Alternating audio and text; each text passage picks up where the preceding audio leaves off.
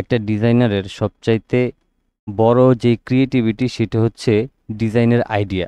যদি আপনার কাছে ডিজাইনের আইডিয়া থাকে তাইলে আপনি ভালো ভালো ডিজাইন বানাতে পারবেন। কিন্তু আপনি অ্যাডোবি ইলাস্ট্রেটর পারেন, কোনো ডিজাইনের আইডিয়াই পান না, তাইলে আপনার এই গ্রাফিক ডিজাইনের কোনো মূল্যই থাকবে না। কারণ আপনি হচ্ছে দেখে দেখে ডিজাইন বানাতে পারবেন, সামান্য ছোট ছোট নর্মাল কিছু ডিজাইন বানাতে পারবেন, কিন্তু নিজের ক্রিয়েটিভিটি দেখিয়ে এক্সট্রা অর্ডিনারি যদি কিছু করতে না পারেন তাহলে কখনোই প্রফেশনাল মানের ডিজাইনার হতে পারবেন না। এবং গ্রাফিক ডিজাইন শিখে আপনি এই গ্রাফিক ডিজাইন যে মার্কেট প্লেসগুলি আছে সেখানে আপনি ভালো কিছু করতে পারবেন না। এজন্য ডিজাইনের আইডিয়াটা খুবই জরুরি এবং খুবই গুরুত্বপূর্ণ। চলেন আমরা আজকে সেইটাই শিখব। তো আমরা এখানে ড্রিম হাউস নামে এটাকে একটা নাম দিয়েছি। তো আমি এটাকে একটু ছোট করে এই পাশে রাখছি।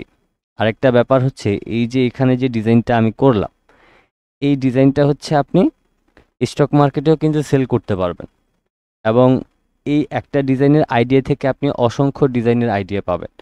সেক্ষেত্রে আপনার এই ভিডিওটা আজকে অনেক বেশি কাজে দিবে। ভিডিওটা শুরু থেকে শেষ পর্যন্ত দেখবেন। তো চলুন আমরা শুরু করি। প্রথমেই হচ্ছে এখানে একটা ব্যাপার আছে, এই যে এখানে যে ইউ এর মতো যে ইয়েটা আছে, শেপটা আছে, এটা আপনি চাইলে জিরো থেকেও তৈরি করতে পারেন অথবা রেক্ট্যাঙ্গেল শেপ থেকেও তৈরি করতে পারেন। তো জিরো থেকে যদি করেন তাহলে এই অংশটা সামান্য একটু মোটা হবে। এইটা আপনার অনুযায়ী আপনি করবেন। এটা মোটা হয়েছে দেখে যে এটা ভুল হয়েছে সেটা কিন্তু এরকম না। আপনার হয়তোবা খালি চোখে বুঝতে পারতেছেন কিনা আমি জানি না। এখানে যদি একটু ভালোভাবে খেয়াল করেন দেখেন এই যে এই অংশটা কিন্তু সামান্য একটু মোটা মনে হচ্ছে বা মোটা। তো সেক্ষেত্রে এটা জিরো থেকে করা, এর জন্য এই অংশটা একটু মোটাই হবে। তবে আপনি যদি মনে করেন যে না সব দিকে আপনি সমান সমানভাবে করবেন সেক্ষেত্রেও করতে পারেন। তো এটা হচ্ছে নতুন একটা আইডিয়া বলতে পারেন। এখন এই জিরো থেকে করা মানে এটা আইডিয়া না, এখানে আসলে ডিজাইনটাকে সাজানো, ডিজাইনের যে মেইন যে স্ট্রাকচারটা সেটা তৈরি করাটাই হচ্ছে বড় বিষয়। তো চলেন আমরা কাজটা শুরু করি। আমরা জিরো থেকে না দেখিয়ে রেক্ট্যাঙ্গেল টুলের মাধ্যমে দেখিয়ে দিব। তো আমি হচ্ছে এখান থেকে প্রথমে রেক্ট্যাঙ্গেল টুলে যাব, মাউসের লেফট বাটনটা ক্লিক করে আমি ঠিক আনুমানিক এরকম একটা শেপ নিব। এখানে আমি ফিল কালারে গোল্ডেন দিয়ে দিব, আপনি যে কোনো কালার দিতে পারেন। তো এবার আমি কি করব, এই যে গোল যে সার্কেলগুলি রয়েছে এগুলিকে ধরে আপনি ঠিক এইভাবে করে এটাকে টেনে নেবেন, তাহলে এটা সব দিক থেকে সমান সমান হয়ে যাবে। তবে এখানে একটা ব্যাপার আছে কি, যে আপনার এই যে উপরের যে অ্যাঙ্কর পয়েন্ট আছে এইভাবে করে সিলেক্ট করে এটাকে একটু আপ অ্যারো কি চেপে একটু লম্বালম্বিভাবে করে নেবেন, তাইলে আপনার এই ডিজাইনটা করতে সহজ হয়ে যাবে। ওকে, তো এবার আমরা কি করব, এই যে শেপটা আছে এটাকে একটা আমাদের অফসেট পাথ করতে হবে। এজন্য আমরা অবজেক্ট থেকে পাথ অপশনে যাব, তারপর অফসেট পাথে ক্লিক করব, প্রিভিউ অপশনে ক্লিক করব, আমরা এখানে এটাকে মাইনাস করব। তো আমি এখান থেকে মাইনাস করতেছি, আমি ধরেন এটাকে এতটুকু রাখছি, এতটুকু করলেই পারফেক্ট হবে। মাইনাস 88 পিক্সেল করে নিলাম। তো আপনার বেলা এটা কম বেশি হতে পারে, যেহেতু আমার এখানে পেজটা 33.33% জুম ইন জুম আউটের ব্যাপার রয়েছে, এই জন্য এটা কম বেশি হতে পারে। তা আমি এবার ওকে করলাম। ওকে করার পর আমি দুইটাকে একসাথে সিলেক্ট করলাম শেপ বিল্ডার টুলের মাধ্যমে। এই যে মাঝখানের অংশটা আছে এটাকে অল্টার ধরে মাউসের লেফট বাটনটা ক্লিক করে আমি এটাকে মাইনাস করে দিলাম। এবার হচ্ছে এটা কিন্তু সেম জিরোটাই হয়েছে। আপনি চাইলে জিরো দিয়ে যদি করেন তাহলে এই অংশটা একটু মোটা হবে আর কি, এটাতেও কোনো সমস্যা হবে না। ওকে, এবার আমাদেরকে কি করতে হবে, এই যে শেপটা আছে এটাকে সিলেক্ট করে আমরা এই যে এখানে যে রোলারটা আছে এটা যদি আপনার না থাকে তাহলে কিবোর্ড থেকে কন্ট্রোল আর প্রেস করবেন, তাহলে চলে আসবে। এবার মাউসের লেফট বাটনটা ক্লিক করে এই যে পাতটা আছে এখানে বসাই দেবেন। এখন আপনাকে কি করতে হবে, এখান থেকে লাইন সেগমেন্ট টুলে যেতে হবে এবং এই লাইন বরাবর আপনি হচ্ছে এইভাবে করে একটা লাইন নিয়ে নিলেন। এখানে কালার থাকলে থাকুক, না থাকলে নেই, কোনো সমস্যা নেই। এবার আপনি এইভাবে করে সিলেক্ট করে আপনি হচ্ছে শেপ বিল্ডার টুল থেকে এটাকে মাইনাস করে দেন হয়ে গেল। এখন এই লাইনটাকেও আমাদের দরকার নেই, আমরা এই দুইটা লাইনকে ডিলিট করে দিলাম। এবার হচ্ছে এই যে এখানে যে আমাদের ঘরের যে অংশটা মানে রিয়েল এস্টেট টাইপের যেই ডিজাইনগুলি হয় সেগুলি ঠিক এরকম টাইপেরই কিন্তু হয়। তো এখন আমি কি করতে পারি, আমি হচ্ছে এখান থেকে পলিগন টুলে যাব, ফাঁকা জায়গায় ক্লিক করব। এখানে দেখেন আমার 3 আছে, যেহেতু একটু আগে এই কাজটা করছিলাম এই জন্য এটা 3 আছে। আপনি এখান থেকে এটাকে 6 থাকবে, আপনি এইটাকে সিলেক্ট করে 3 করে নেবেন অ্যান্ড দেন ওকে করে দেবেন। এবার হচ্ছে আপনি অল্টার শিফটটাকে ধরে এটাকে বড় করে নেন, যে কোনো একটা কালার দিয়ে দেন এটাকে। আমি আপাতত ইয়েলো কালারটা দিচ্ছি। এরপর এই পাশটাতে ধরে আপনি অল্টার ধরে দুই পাশে একটু চাপায় নেবেন। চাপায় নেওয়ার পর এটাকে কি করবেন, এইটাকে আপনি এই শেপের মাঝখানে নিয়ে বসায় দেবেন। এবার আপনি এটাকে প্রয়োজন অনুযায়ী ছোট করে নেন। আমি এটাকে এই পাশে নিয়ে আসলাম। ওকে, তো এখন এটাকে হচ্ছে আমি এই পাশটাতে একটু ছোট করে দিলাম। ছোট করার পর এখন আমার হচ্ছে এটাকে এখানে বসাইতে হবে।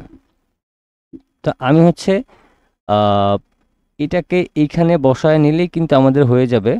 তো আমাদের এই যে এখানকার যে শেপটা আছে, এটাকে আসলে উপরের দিকে ঘুরাইতে হবে, না হয় হচ্ছে আমরা এই যে এখানে যে শেপটা আছে এটাকে আরেকটা কপি করতে হবে। তো আমি এটাকে সিলেক্ট করলাম, আমি অবজেক্ট থেকে পাথ, তারপর হচ্ছে অফসেট পাথে ক্লিক করলাম। এই যে আগের 88 আছে, আমরা এখান থেকে প্রিভিউ অপশনে ক্লিক করব। তাহলে এই যে এটা যতটুকু মোটা আছে ঠিক এখান থেকে এখানেও ততটুকুই মোটা থাকবে। এটা হচ্ছে আমাদের জন্য প্লাস পয়েন্ট। তা আমি এবার ওকে করলাম। এবার সম্পূর্ণটাকে সিলেক্ট করলাম, শেপ বিল্ডার টুল থেকে অল্টার ধরে এই অংশটাকে মাইনাস করে দিলাম।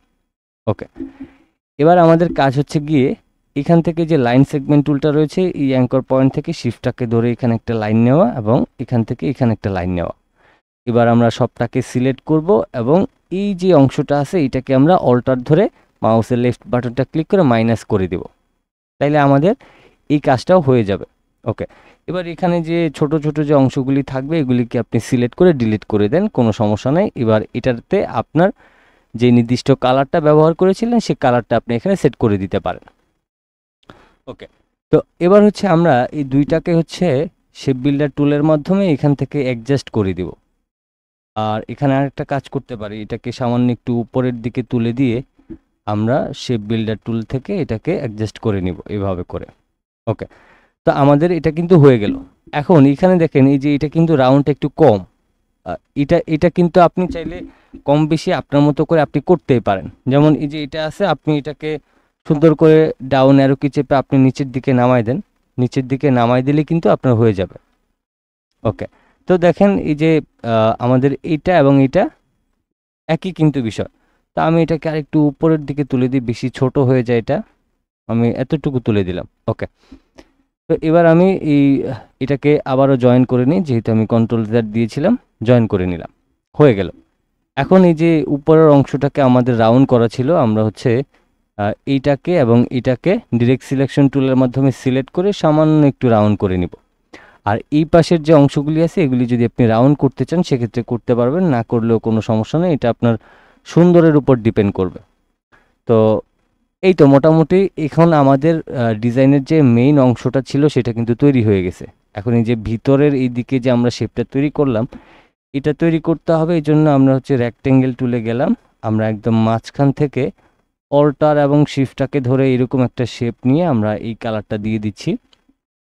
এবার এটাকে তো 4টা ভাগে ভাগ করতে হবে, এই জন্য আমরা এটাকে সিলেক্ট করব। আমরা হচ্ছে অবজেক্ট থেকে পাথ, তারপর হচ্ছে স্প্লিট ইনটু গ্রিড, এখানে ক্লিক করার পর প্রিভিউ অপশনে ক্লিক করব।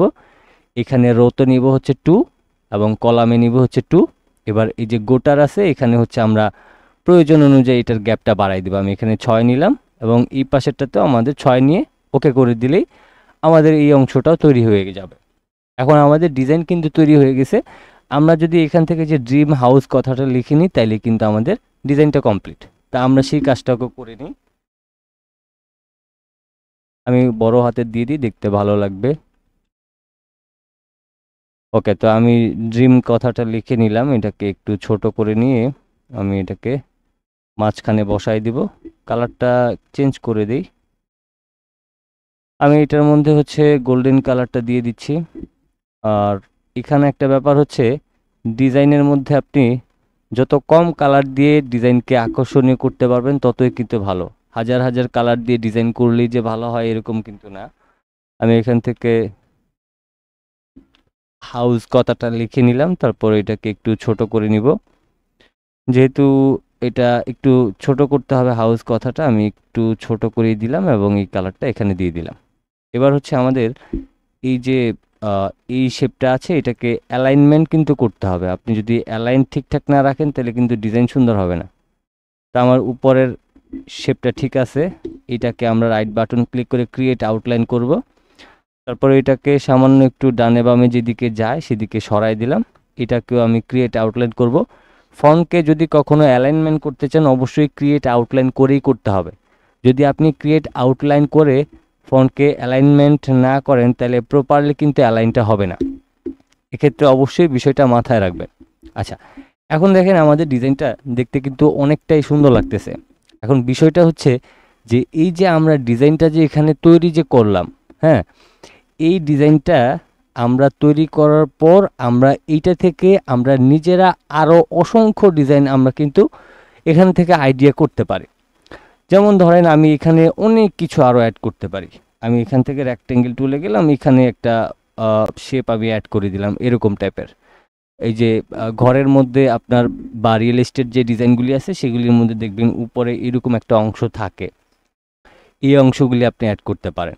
তারপর হচ্ছে ধরেন এই যে নিচের যে অংশটা থাকে সেখানে হচ্ছে আপনি যে কোনো সুন্দর একটা দরজার মতো করে শেপ অ্যাড করতে পারেন। তো এই যে আমাদের যে ডিজাইনের যে আইডিয়াটা, এটা কিন্তু আমাদের খুবই অসাধারণ একটা কিন্তু আইডিয়া।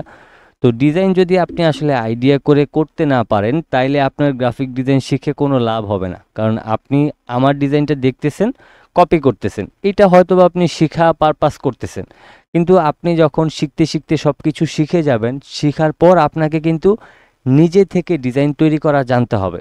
যদি আপনি নিজে থেকে ডিজাইন তৈরি করা না জানেন, ডিজাইনের আইডিয়া না পান, তাহলে আপনার এই গ্রাফিক ডিজাইন শিখে কোনো লাভ হবে না। এক্ষেত্রে আপনার অবশ্যই আপনার ক্রিয়েটিভিটি দেখিয়ে আপনাকে সুন্দর ডিজাইন তৈরি করতে হবে, তাইলে আপনি একজন প্রফেশনাল এবং ভালো মানের ডিজাইনার হতে পারবেন। তো এই ছিল আমাদের আজকের ভিডিওটি। কেমন লাগলো কমেন্ট বক্সে জানিয়ে দিবেন। চ্যানেলে নতুন এসে থাকলে সাবস্ক্রাইব করে সাথে থাকবেন।